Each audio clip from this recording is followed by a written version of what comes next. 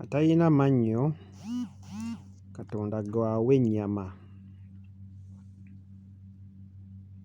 Balabye abo abalina amaaso nga tebalaba. Kinakuwaza nnyo nga ggwe gw'oyita omulalu ate ggwe gw'ayita omulalu. Awo Omuzungu we yagamba nti buli omu mulalu, naye the degree of madness varies. Kitegeeza ki? Nti gwe mu society gy'olimu bintu oyinza okuba obiraba bulala nga nabyo ebintu bikulaba bulala. Waliwo enjogera egamba mu nsi nti we don't see the world as we are supposed to see it, but we see the world as we are. In other words, nti gwe ensi oyagala ogirabe nga ggwe bw'ogiraba naye togiraba bw'olina kugiraba. Ggwe olowooza nga bw'oyagala kibeere bwe kirina okuba. Obeera nga weewunzise oba oyagala ensi ogirabe bw'otyo nga ggwe olowooza bonna beewunzise. Ewaffe eri mu kirabbu zaffe gye tutera okugamba nti gundi tereera, teweewunzika, wamize ku mpekezo. Kim Hakims azze okutottolera ebintu bino oba lwaki biriwo ebiti. Bwe tuddayo mu myaka gyaffe egy'enkaaga giri egy'aba odi zamaani, emyaka gya bajjajja baffe, baatambulanga ensi eno ne basobola okubeera nga banoonya ettooke.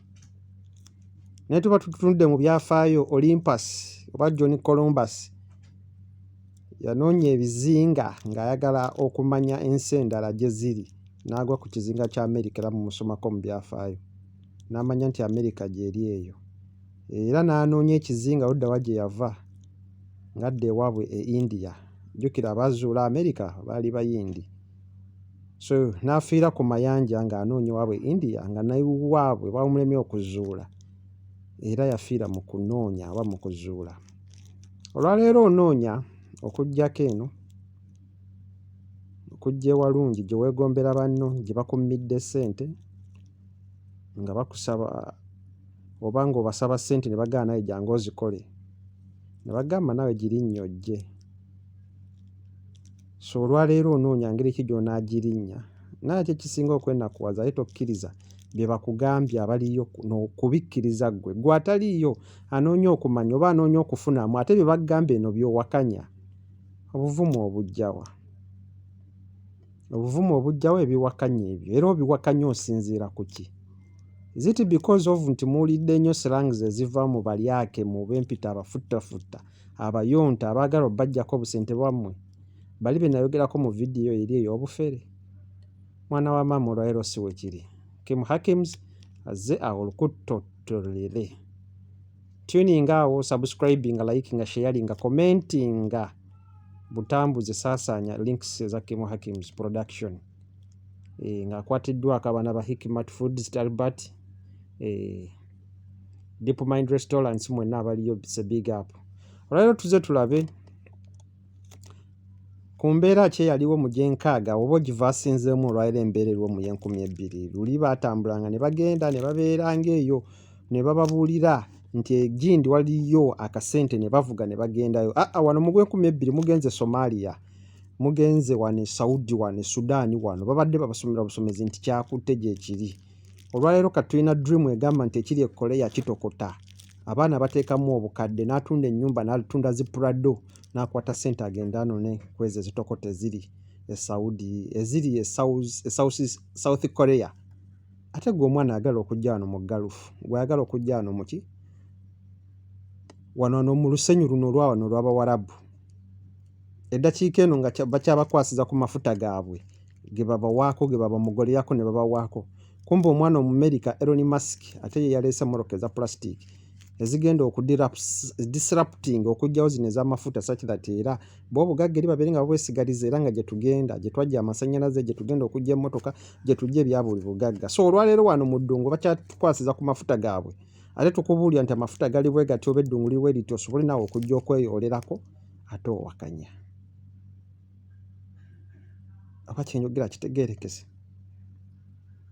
So omwana ali eno yakubuulira nti oba oyagala okujja kola bwoti olumala omuwuliriza ate nodda eri n'omugeya olumala omuwuliriza ate kyagambye nodda eri n'okirumamu nti tasobodde kunteekamu. Nkuteekemu nkuyita ntya? Oli mwana wa maama wange? Ng'olaba ne wa maama wange tasobodde kutegeera oba kukkaanya ekyo kyali kugamba tukubuulira nti kino kiri bwe kiti ogaanye okikkiriza ojja kumala kwetuukirako olyoke okkirize nti ddala kye yayogera kyali kituufu. So that's where a business comes in. Tinteekeddwa okugamba guide aba guideline kyateekeddwa okugamba gye muyinza okuyita tuwa guide nti oba osobola okujja eno waliyo obunyogovu tosuubira nti no waliyo omusana gwokka jangu n'ekijaketi obunyogovu bweno tebumanyi bwewammwe nti wamwe mu kigezi wanyogoga nnyo jangu n'ejaketi nga ya 2 gaano kiteeka mu nkola jangu eno n'otuuka mu sizoni y'omusana ng'eweddeko gye muyita sama ne tugenda mu winter tewaŋŋamba tombuulira ssente beera ng'ozirya gaano okwegulira ekikooti obunyogovu bujja kulyawo. Neewuunya lwaki olwaleero ku mulembe guno ogwa intaneti, ku mulembe guno ogwa whatsapp, omulembe guno ogwa zoom luli twayinanga skype edda mu myaka giri nga n'okukwata tekwata network zaalinga nfu mu myaka gy'ekinaana nga yalina nno kasimu okukwasaganya jjajjawo ali mu America gwe nno nga yegwe mugagga nga ne intaneti osobola okubeera nga yali akatandika naye ngeri off and on.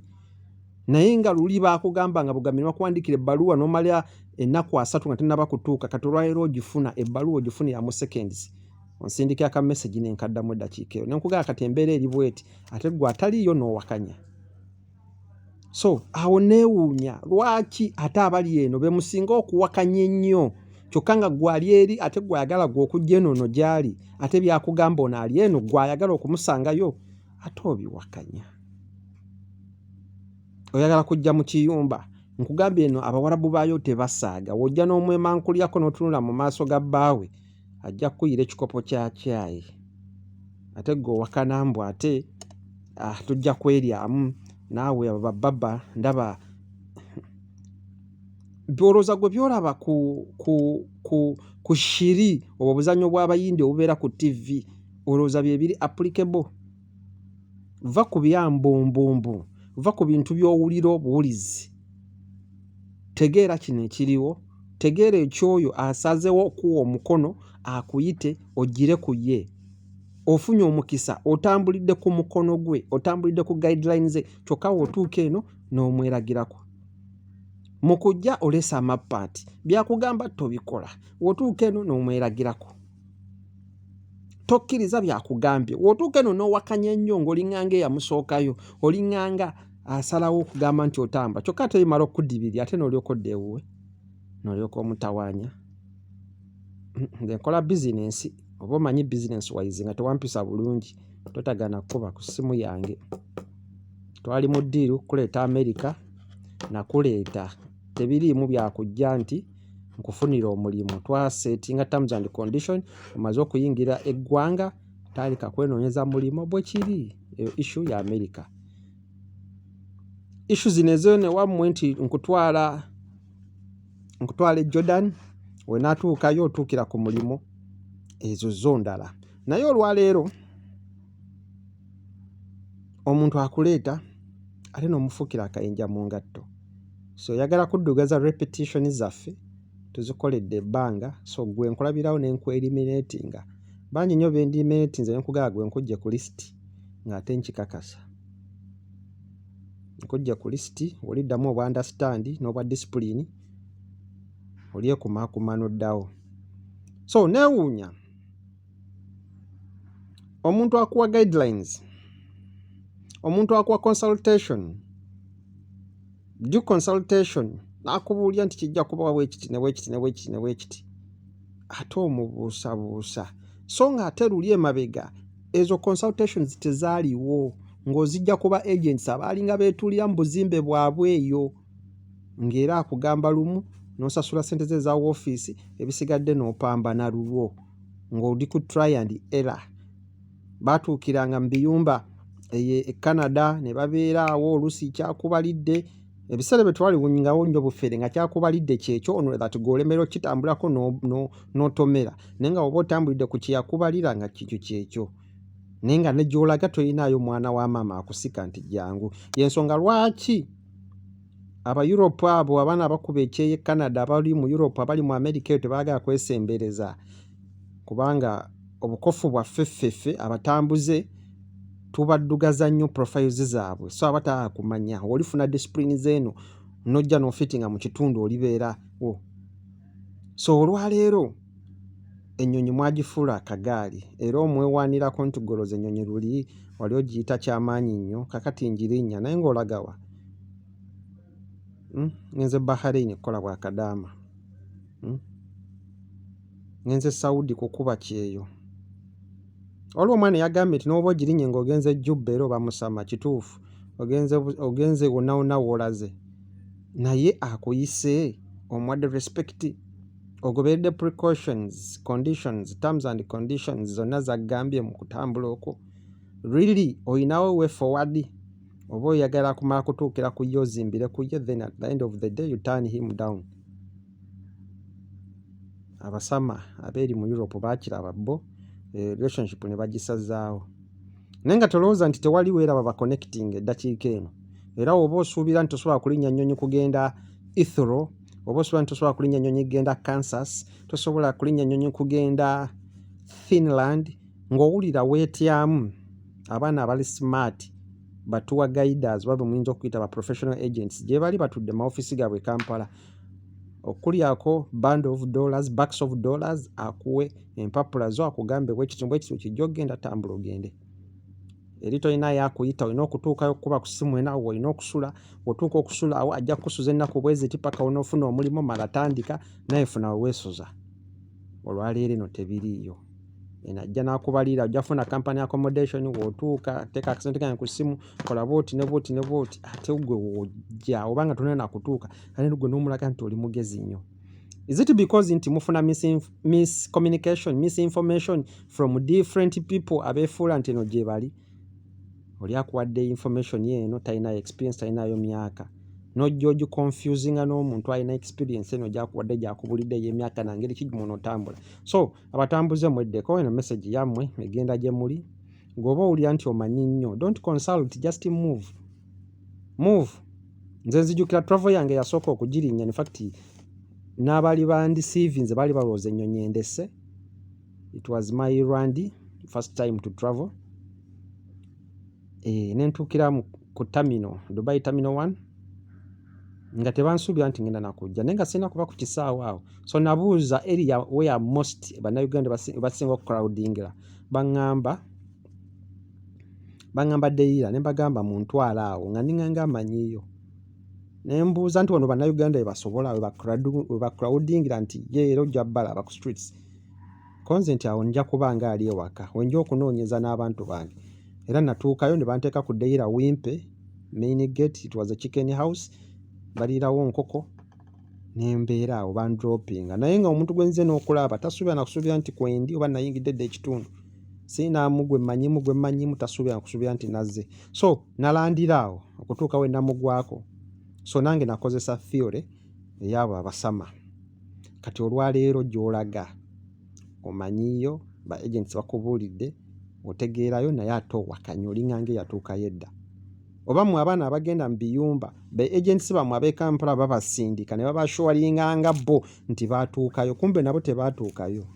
It's a matter of internet connection, it's a matter of contracting.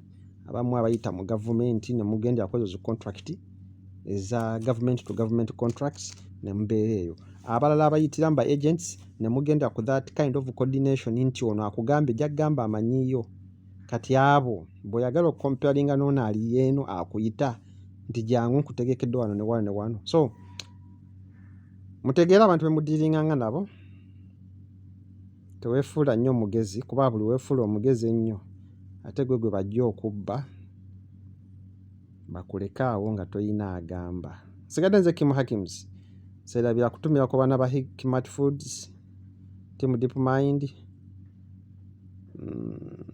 n'abalala tusinkane mukadda ku lutimbe eno ebadde afterthought y'abo abaana abaagala okutambula mumanye ekituufu ani abatwala profile ki ze mutambulirako na kiki kye babagambye okusobola okukissa mu nkola. See you. Bye bye. Kire kikyo.